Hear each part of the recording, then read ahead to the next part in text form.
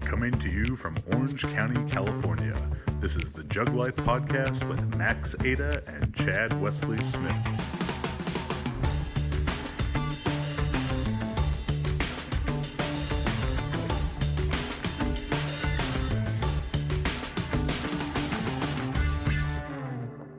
Hey everybody, what is up? Chad Wesley Smith here, bringing you another episode of the Jug Life Podcast.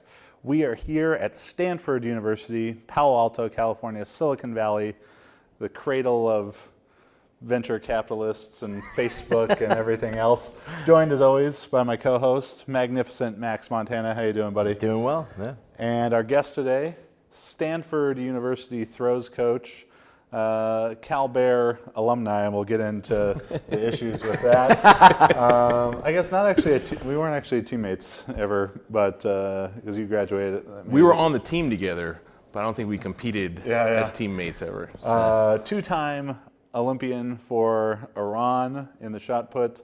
New Stanford University Throws Coach Amin Nikfar. How you doing, man? I'm doing well, man. I really appreciate you guys coming all the way down here after your visit to Cal and ending your trip on a better note than you started it probably. Oh. So today's episode is brought to you by DTF ratios and overhead med ball throws. It's a lifestyle. The people who get that reference, I don't make the references for the masses, just the few who get them and really appreciate them. So let's just jump right into things with Amin. Tell us a little bit about your background in the shot put, some of your athletic career. Yeah, it started with throwing in high school. Kind of classic story of getting cut from the baseball team. My brother was a shot disc guy at the high school, and he was pretty good. And he was also cut from the baseball team. So good opportunity to do something in the spring, and it blossomed into a career way down the road, and I think a lot of it has to do with my high school coach Mike Bunsick, who was he was a two-time Olympian in the discus for the U.S. So he was a former NCAA record holder, and he may still be the SEC record holder from Kentucky. So I'm not sure about that. And sort of atypically of two-time Olympians, you were not this high recruit. You were not coming in, with all the accolades to Cal, and really had sort of a breakthrough in the middle of college. Tell us about that. Yeah, I had a 57-foot throw and a 55-foot stand throw, so it wasn't a very good glide. I'm big on the bad conversion. Yeah, as well. 2-foot conversion doesn't really show what you're capable of, I think. But had a good opportunity to go to Berkeley, and it took me a few years to figure out what it meant to be a Division I athlete and the hard work that it takes to get to where you want to be. And like I said, it took 3 years to figure that out. And I think in part I would attribute that to Jim Schmitz from Sports Palace in San Francisco and spending some time with me the summer after my third year of college. Just with weightlifting and learning that higher end mentality for performing in sports. So you trained with Jim Schmitz. I know you trained some at Catalyst as well, and you've been around the world of USAW and weightlifting, but using that to advance your career as a shot putter. So tell us, how does a shot putter best use the Olympic lifts as part of their training? Yeah, I think I can first tell you how I used it, and then a different conversation is how to best use it, right? The way I used it was a really good approach at the time. Jim Schmitz had coached Ken Patera, who'd thrown the shot, Bruce Wilhelm, who threw the shot, and I'm sure a bunch of others that had thrown the shot also. And so his approach was, weightlifting's not going to hurt your throw, and I bet it helps. Right, and so he was very upfront about not being a track and field coach and being a weightlifting coach, and seeing that there was a connection, not necessarily a direct correlation, but seeing that there was a connection between getting stronger in the Olympic lifts and throwing further. So that's what we did. Like I said, I spent a whole summer there, and I spent a lot of time after that as well. Working on the snatch and the clean and jerk and all the lifts that come with it. I think my favorite one was the jerk support. Yeah. You know, jerk support is my favorite one. You can use 1,000 pounds. Oh yeah, I got up to 3x2 at 270K. Yeah. And it made me feel really strong. It was nice to hold a world record over my head. Best numbers in the snatch and clean and jerk? You know, in the training room, you know, and competition, they were different, right? But overall best, I think 137.5K in the snatch and 180K in the clean and jerk. And then I had a set at Catalyst that was a set of 5 off blocks in the jerk, and it was 185K for a set of 5. From the front or the back? From the back, I think it was from the back. And so, you know, I think the biggest takeaway from that big set at Catalyst was that it's a 16-pound shot, right? Yeah. And being able to put 185K over your head 5 times is fantastic, but it's still a 16-pound shot, and that's what's got to move. And I was really beat up after that, and it took a while to recover and to be able to perform again in the shot. So the approach that I took was get stronger and the ball go further, and that worked for about 7 feet in the shot. So I was, you know, maybe 54 high in the shot, and I finished my senior year at Cal with, I believe, 61.11. So it was good for about 7 feet. Looking back at my own throwing career, that was the exact same issue that I faced was, let's get this 500-pound bench and 700-pound squat, and then it's like, well, 16 pounds still isn't very, very heavy. So obviously as a coach now and having Alex Young, right, was your weight throw champion last year, how has your perspective changed on how the weight room influences the throws? Yeah, and so even going back to my professional career, POOR, professional, right? and so going back to that, you know, 9 years after college, and Mohammed Satara, who's the coach at Cal now, he was my coach after college. He really started that shift in my mentality that more is not necessarily better in weightlifting. Yeah. So he was really the key for that, and he let me fail. Also, you know, he let me fail, and not to a point where it was detrimental, but you know, if it's November and you blow yourself out doing a clean and jerk that's heavy, it's okay. You know, like it's okay sometimes to overwork that way. You know, and then he'd kind of just help me come back around and teach me a lesson, right? And with Alex specifically, I think the lessons that I learned as a thrower and seeing other throwers and other coaches, I mean, the guy's extremely powerful. You know, he's got some big numbers in the weight room, and if we pushed, they'd be really big. You know, that's how he's wired. He's a strong guy, and he can move fast, and you know, I think if he really wanted to, he could be an accomplished Olympic weightlifter, right? But that's not the path that he's taking, right? And so really focusing on bar speed. I think some people get that confused with lifting light. So we really focus on moving the bar with, you know, not a heavy load, but a load that can move quickly. And then when we see the bar speed that we want, we move the weight up. Do you guys still do Olympic lifting as a you know, general means of training now? Do you still use it a lot? Yeah, we do. We last year we did. I didn't change the rep scheme until we got into the competition period, and so basically everything we did was 3x4 with Olympic lifts and the squats also. You know, accessory stuff we did 3x8, but the whole year was 3x4, and so you know, we touched on it and spent a little bit of time, but it was, you know, the bulk of it was just some quick rhythm hang cleans. I don't think we went over 125K. You know, for rhythm hang cleans and rhythm hang snatch. We might have gotten up to 100K, but not a big, heavy, slow moving bar, you know. And so that, you know, I don't think that took up 50% of our training. I think it was more like 25 to 35% of our training was with lifting, and it was important. Right, you know? right. and all the rest is all special exercises for throws. You know, we throws. we didn't actually do a whole lot of special exercises this year. I really wanted to see the importance of them, right? So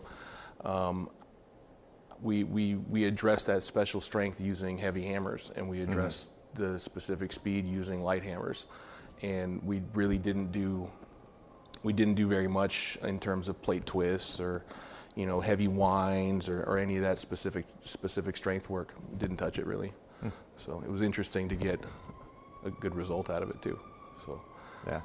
So as you look back at your Olympic career, you were an Olympian 2008 in Beijing and 2012 in London, correct? Yep. Do you have a particular favorite memory that stands out to you? I think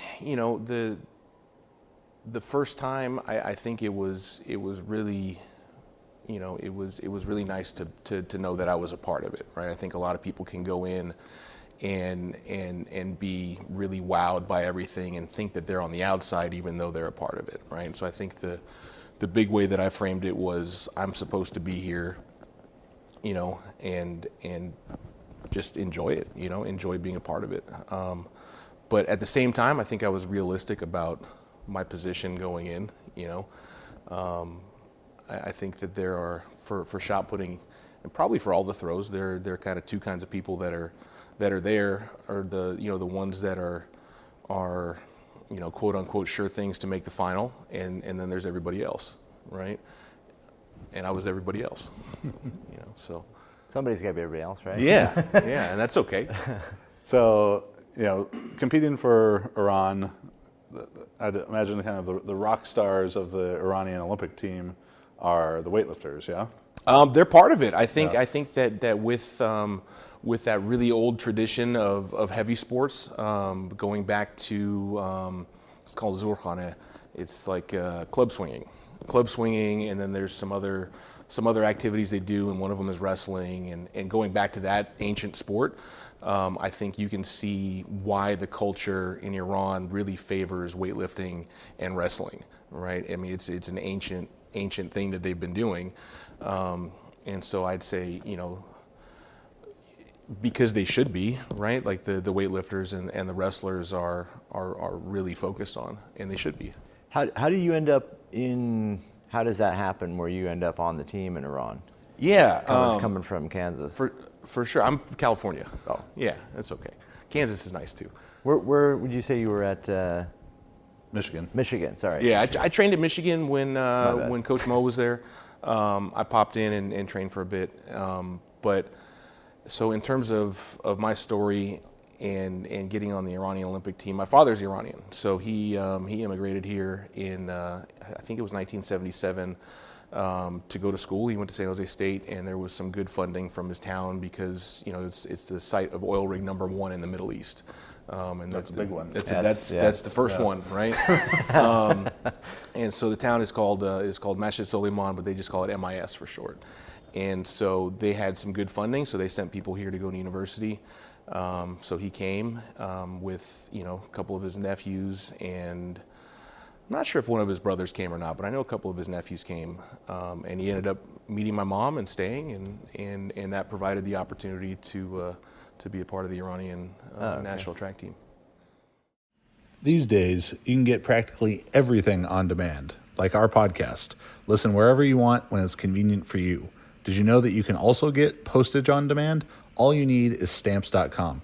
We use Stamps.com to ship books and shirts and dozens, if not hundreds, of packages a day to get out to all of you guys, our great listeners. And they've been great for growing our business and so simple to use. With Stamps.com, you can access all the services of the post office right from your desk. Buy and print real U.S. postage for any letter or any package, all available 24 hours a day, 7 days a week. Just click, print, mail, and you're done. Stamps.com will even send you a digital scale. You can weigh all your letters and packages and print the exact amount of postage you need every time. Right now, you can use Jug Life for this special offer and a 4-week trial, which includes postage and a digital scale. Don't wait. Go to Stamps.com. Before you do anything else, click on the radio microphone at the top right corner of the homepage and type in Jug Life. That's Stamps.com and enter Jug Life. Thank you. Nice. So with the Iranian weightlifters, you were in the time of Hussein Rezazadeh. He's setting world records and all this stuff. And one of the favorite stories, and to be honest, I don't even know if I made this up from a little bit of information that you may have given me, but you know the story I'm talking about. I do. Let's talk about the support and American USA weightlifting coaches and athletes. As you listen to this, don't get too jealous. Yeah. So the story they tell, and who knows what level of story it is, whether it's fact or myth or legend, like who knows, right? But it's a story that they tell. They say that after he won an Olympic gold medal, in part because of his 263 kilo clean and jerk, The world record. world record at the time, he was given a kilo of gold for every kilo that he lifted. I got on the Google machine. There you go. 263 kilos of gold at the time that I Googled it, I think it was about $14 million, the equivalent of $14 million. So American weightlifters, maybe clean and jerk 264 and we'll see like $264 like Applebee's gift card. Maybe. We'll see. We'll get you some. I'll put in on that. Damn. I'll help out with that. That is a lot of gold. So, but I think more than maybe the amount of money he got, I think the story reflects the value of weightlifting, right? And I'm sure there are stories across to wrestling and I know volleyball's big and taekwondo is big also, and maybe they have some stories that emulate the same kind of support, I've heard there's like competitions there that'll have 10,000 people at those, and that was Rezazadeh, obviously. Sure. But do you have any experience like having seen any of that or heard of those kind of things? I never went to a weightlifting competition. I believe that they have a professional weightlifting league. So they have different teams that are maybe sponsored by the National Oil Company or a steel company, right? Who field good sponsors. Sport clubs, across sports, right? So Right, they've got a right. soccer club, a weightlifting club. There was a time, and they may still do it, where there was a track league, and I got to be a part of that. Oh, cool. So I was on a steel company team, and it was like a 4-meet series, and interesting approach to sport. Just having different companies field. Kind of interesting that it's clubs. private too. I assume they're private companies. I to think some it's a degree. mix. It's a mix. Right. Like there's the National Oil Company is Sure. Is that, but So the Iranian fans at Worlds this past year in Anaheim, very boisterous. always Very excited about Yeah. some weightlifting. Yeah. And it seemed like a lot of them, they were just there because they're like, someone from Iran is doing something here. Mm-hmm. I don't know what the fuck a snatch or clean and jerk is, but I'm gonna yell as loud as I can. Yeah, and they may not know what the lifts are.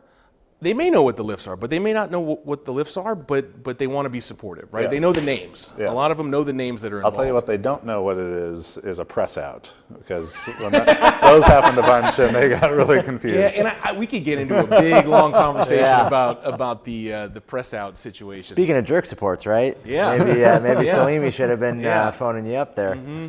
Yeah, he needs to call Jim Schmitz maybe. I think he. I remember seeing him leave his shoes on the platform at the Asian Games. Yeah, he Yeah, retired. he retired last week. Yeah, so I mean, fantastic career, and Yeah.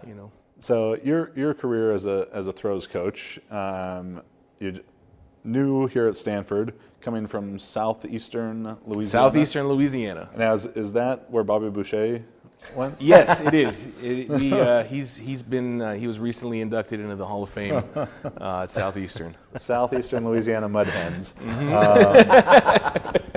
But I think we've talked about this with strength coaches as well. Is they get this idea in their head, when you're in college or high school, like, oh, I'd really like to be a throws coach, or and everyone thinks like, oh, I'm gonna go coach the Olympic team, like.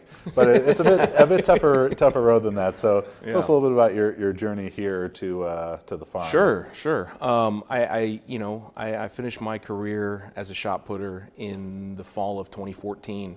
How many times you were like Sugar Ray Leonard though? You were retiring. The answer's and coming three. back many times. The answer's 3. Yes. And it, again, to go back to Coach Mo, the first 2 times, I told him, after 2008, I'm like, hey, I'm done, I'm out. I'm done throwing. He's like, all right, give me a call in a month. And I'm like, no, seriously, I'm out, I'm done. He's like, yeah, okay, maybe 6 weeks. Like, just give me a call when you're ready to start training again. So he did that to me twice, and I kept training both times. And the third time, when I was talking to him about it, he didn't do that, right? And he knew, and we had great communication about that, and he just probably gave me an attaboy or something, and was really supportive. He's still supportive. And so when the shot putting career ended, kind of at the tail of it, I was applying for some jobs in the NCAA, and the one that hit was University of New Orleans. And that was a good experience, a lot of learning going on, and really opened the door for the job at Southeastern, because I got to University of New Orleans and I was like, all right, where are the throwers? And they're like, we don't have any. Okay, what do you want me to do? And so my job there was to A, recruit throwers, and B, coach the high jump and the heptathlon. Or at least the field event half of the heptathlon, right? When we were driving over here and I was putting a little outline together and Googling your bio, I saw that this high jump coach. Oh, yeah. So the only other person I know who did this was Dave Woolman, throws coach and high jump. Peter Miller does it too at Minnesota. So if people at home are seeing you, not much of a background in the high jump yourself. So how does one begin coaching an event that they have never done? So, first off, it's out of necessity, right? Like my boss told me I'm coaching the high jump, so I'm coaching the high jump, right? And I think that part of the windy path that I took to the Olympic Games in the shot translated over to learning the high jump, right? So you've got to be able to figure stuff out, and look for opportunities to learn, and look for doors that are a little bit open that you can kick down and go through. And so I really enjoy learning. I think that's part of what, besides the natural transition to coaching, I think that's what brought me into coaching, right? Was just really enjoying the learning process and watching the athletes learn and learning myself. So I tapped every resource I could to learn the high jump. And I think one of the most meaningful ones was Bush Exsnyder. He's a legendary jumps coach. I mean, really, he's a legendary track coach who has made a big name for himself in the jumps, but he's coached everything. And so using him for a resource, and using some other folks I know in the NCAA as resources, and also just thinking that I understand people, and understand athletes and how they move, and a little bit of the psychology behind what they're going through. I think that was more the driver for success than knowing an incredible, having this vast knowledge about the high jump technically, right? So I think it was more being motivated and being creative, So now you're here at Stanford, and for those people not aware, Amin is a Cal Golden Bear alumni. Cal and Stanford, very heated rivals, going back a long time. I mean, this would be, like a Florida versus Florida State, or Oklahoma, Texas type of rivalry. 45 minutes, hour drive across the bay. You've got these rich private school pricks, then you've got these, I would say blue collar, but Cal's not really a blue collar school either. But private versus public, and all this stuff. So I guess my first question about that is, how do you sleep at night? Like a baby. I sleep like a baby every night. So what are your goals here as in your new position as Stanford Throws Coach? I think part of what's fun for me is to be one of the few that's been on both sides, and really appreciate the rivalry from either end of the spectrum. And I'm getting worn out by both sides, right? Like all the Cal people are wearing me out. Stanford people are wearing me out. Not too bad, because Are they making you do some sort of they're gonna jump you in? No, there's no. Like we got to make sure this guy's really down for the tree. They haven't yet. They haven't yet. We'll see. I hope they don't. I think one of the funnier questions I got from one of my athletes was if I wear some piece of cow gear under my clothes every day. Cow the answer is I underwear. don't. The answer is Blue no, and I yellow don't. underwear. Yeah. But it's like I said, it's a really cool thing to see both sides of, and having been an athlete on the Cal side of the rivalry is a much different experience than being a coach on the Stanford side of the rivalry. So. All right. Where can people follow you? Follow Stanford Throws? All that stuff? Yeah.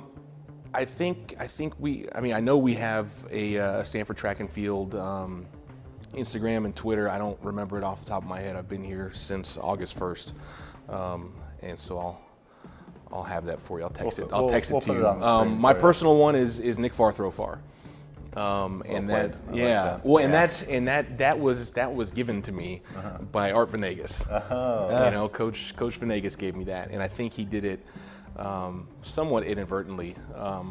Ruben Williams and I were throwing at the Friday section of a 2-day track meet at UCLA, and we asked to be in the Friday section for the shot put, which was the B section, because we both had another meet we wanted to go to on Saturday. So UCLA didn't have anybody throwing the shot. Coach Venegas came down to watch, and he was getting really fired up, and then Ruben and I were getting after it, as he does. And he was just yelling and screaming as he does, and he's like, "Come on, Nikfar, throw far!" And so it stuck. It stuck, and I used it for my social mediums. Nice. All right. Yeah. Nice. I'm Max Ada. You can find me on Instagram, Max_Ada, on Facebook, or email me, maxjtsstrength.com. And if you're interested in online coaching for powerlifting, weightlifting, super total, strongman, or power building, visit juggernautcoaching.com. Subscribe to the YouTube. 6, maybe 7 videos a week now with the world's strongest videographer, Shorty Sedang. The Jug Life podcast, our bonus episode, Beers with Chad, on Fridays. You find all those on Spotify, iTunes, Stitcher, iHeartRadio, and thejuglife.com. Make sure, I don't know if this is tampering, but if you're a high school thrower, this is a good guy to come talk to. So Nikfar, Throw Far, find him on Instagram and hit him up. And I'm Chad Wesley Smith, at Chad Wesley Smith, and at Juggernaut Training on Facebook and Instagram. Thanks for watching and listening. We'll see you next week.